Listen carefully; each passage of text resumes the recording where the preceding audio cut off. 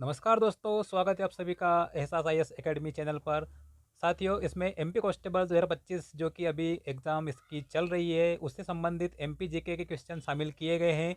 इस वीडियो में one liner form में आपको प्रश्न देखने को मिलेंगे। चलिए शुरू करते हैं। पहला प्रश्न है, भीमबेटका को किस वर्ष में खोजा गया था? किस वर्ष खोजा गया था भीमबेटका को? तो 1957-58 में खोजा गया था। अगला प्रश्न है, मध्य प्रदेश की 3 विश्व धरोहर स्थल है कौन कौन सी? खजुराहो, सांची और भीमबेटका। अगला प्रश्न है, तानसेन का मकबरा कहाँ स्थित है? तो यह ग्वालियर में स्थित है तानसेन का मकबरा। अगला प्रश्न है, हिंडोला महल मध्य प्रदेश के किस पर्यटन स्थल में स्थित है? तो हिंडोला महल कहाँ पर है? मांडू में। और मांडू कहाँ आता है? धार जिले में। अगला प्रश्न है, सिंगौरगढ़ का किला मध्य प्रदेश के किस जिले में स्थित है? सिंगौरगढ़ का किला यह है दमोह जिले में स्थित है। अगला प्रश्न देखें, किसको सतपुड़ा की रानी कहा जाता है? सतपुड़ा की रानी किसे कहते हैं? तो पचमढ़ी को कहा जाता है सतपुड़ा की रानी। अगला प्रश्न है, इसी से संबंधित है, पचमढ़ी से पूछा गया है कि पचमढ़ी इस पर्वत श्रृंखला पर स्थित है। कौन सी पर्वत श्रृंखला पर स्थित है? पर्वत श्रृंखला का नाम है सतपुड़ा। सतपुड़ा पर्वत श्रृंखला में महादेव श्रेणी है, उसमें कहाँ कौन स्थित है? पचमढ़ी स्थित है। अगला प्रश्न है, मध्य प्रदेश में सबसे अधिक वर्षा कहाँ होती है? पचमढ़ी से संबंधित प्रश्न है, क्योंकि मध्य प्रदेश में सर्वाधिक वर्षा कहाँ होती है? पचमढ़ी में होती है। अगला प्रश्न देखें, किस वंश ने ओरछा को बुंदेलखंड की राजधानी बनाया था? तो किसने बनाया था? बुंदेला वंश ने ओरछा को बुंदेलखंड की राजधानी बनाया था। ध्यान रखिएगा। बाज बहादुर महल कहाँ स्थित है? बाज बहादुर महल भी मांडू में स्थित है। अगला प्रश्न है, बघेलखंड का प्राचीन नाम क्या था? बघेलखंड का प्राचीन नाम तो यह कारुष था। क्या नाम था बघेलखंड का प्राचीन? करुष। अगला प्रश्न है, ओंकारेश्वर का प्राचीन नाम पूछा गया है, क्या था? तो ओंकारेश्वर का प्राचीन नाम था मंधाता। और पूछा गया है, किसका पुराना नाम ईसागढ़ था? ईसागढ़ किसका पुराना नाम था? तो यह गुना का पुराना नाम था ईसागढ़। अगला प्रश्न है, मध्य प्रदेश के किस पर्यटन स्थल को सिटी ऑफ जॉय कहा जाता है? मांडू से संबंधित प्रश्न फिर आ चुका है। किसे कहते हैं सिटी ऑफ जॉय? तो यह मांडू को कहा जाता है। उदयगिरी की गुफाएं मध्य प्रदेश के किस जिले में स्थित है? उदयगिरी की गुफाएं विदिशा में स्थित है। अगला प्रश्न देखें, ग्वालियर का दुर्ग किसने बनवाया था? तो यह बनवाया था सूरज सेन ने। लगभग 525 ईस्वी में इसका निर्माण कराया गया था। अगला प्रश्न राष्ट्रीय उद्यान से है कि कौन सा राष्ट्रीय उद्यान 32 पहाड़ियों से घिरा हुआ है? कौन सा राष्ट्रीय उद्यान है जो 32 पहाड़ियों से घिरा हुआ है? वह है बांधवगढ़ राष्ट्रीय उद्यान। बांधवगढ़ राष्ट्रीय उद्यान 32 पहाड़ियों से घिरा हुआ है। नेक्स्ट क्वेश्चन है, मध्य प्रदेश के कौन से जिले में सफ़ेद बाघ पाया जाता है? तो यह रीवा में पाया जाता है। ध्यान रखिएगा। नेक्स्ट है, माच लोकनाट्य प्रमुख रूप से किस क्षेत्र से संबंधित है? माच लोकनाट्य कहाँ का प्रतिनिधि लोकनाट्य है? तो यह मालवा क्षेत्र का प्रतिनिधि लोकनाट्य है।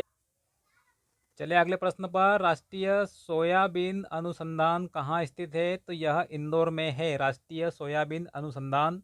नेक्स्ट क्वेश्चन, कपास अनुसंधान केंद्र कहाँ स्थित है? पूछा गया है कपास अनुसंधान, तो यह खरगोन जिले में है।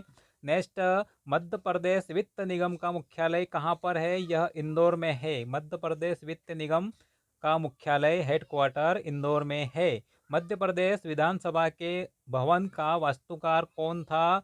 तो यह चार्ल्स कोरिया थे, मध्य प्रदेश विधानसभा भवन के वास्तुकार। नेक्स्ट क्वेश्चन देखें साथियों, ग्वालियर में माधव संगीत विद्यालय की स्थापना किसने की थी? तो पंडित विष्णु नारायण भातखंडे जी ने की थी ग्वालियर में माधव संगीत विद्यालय की स्थापना। अगला प्रश्न है, भारत का आयुध केंद्र कहा जाता है, किसे कहते हैं भारत का आयुध केंद्र?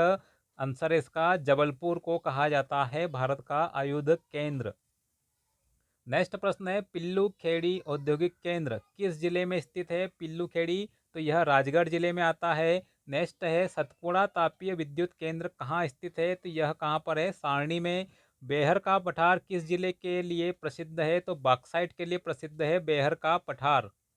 नेक्स्ट है, मध्य प्रदेश की सबसे बड़ी नदी कौन सी है? तो मध्य प्रदेश की सबसे बड़ी नदी नर्मदा है। इसकी लंबाई लगभग 1312 किलोमीटर है और ये अमरकंटक से निकलती है और अरब सागर में जाके समाहित हो जाती है और यह एस्चुरी का निर्माण करती है। नेक्स्ट क्वेश्चन है, मंदाता गॉर्ज किस नदी से संबंधित है? तो मंदाता गोर्ज नर्मदा नदी से संबंधित है। अगले प्रश्न पे चलें। बैनगंगा नहर से मध्य प्रदेश के किस जिले में सिंचाई की जाती है? बैनगंगा नहर से सिंचाई कहाँ पर होती है? तो यह बालाघाट में होती है। ताप्ती नदी का उद्गम स्थल कौन से जिले में है? तो ताप्ती नदी निकलती है मुल्ताई नगर। और जिला कौन सा? बैतूल। बैतूल जिले के मुल्ताई नगर से ताप्ती नदी का उद्गम होता है और यह भी कहाँ जाकर गिरती है? अरब सागर में गिरती है। नेक्स्ट क्वेश्चन है, राणा प्रताप सागर बांध निम्न में से किस नदी पर बनाया गया है? तो यह चंबल नदी पर बनाया गया है राणा प्रताप सागर। और गांधी सागर भी है, कोटा बैराज भी चंबल नदी पर ही बनाए गए हैं। नेक्स्ट क्वेश्चन है, इंदिरा सागर बांध मध्य प्रदेश की कौन सी नदी पर निर्मित है? तो इंदिरा सागर नर्मदा नदी पर बनाया गया है। नेक्स्ट, माता टीला बांध किस नदी पर निर्मित है? तो माता टीला बांध बेतवा नदी पर बनाया गया है। नेक्स्ट क्वेश्चन देखें, मध्य प्रदेश ने वनों का राष्ट्रीयकरण इस वर्ष किया था? कब किया था? 1970 में किया था वनों का राष्ट्रीयकरण मध्य प्रदेश ने। मध्य प्रदेश के प्रथम मुख्यमंत्री कौन थे? तो पंडित रविशंकर शुक्ल थे मध्य प्रदेश के प्रथम मुख्यमंत्री। किस राज्य को भारत का हृदय कहा जाता है? तो मध्य प्रदेश को भारत का हृदय कहा जाता है।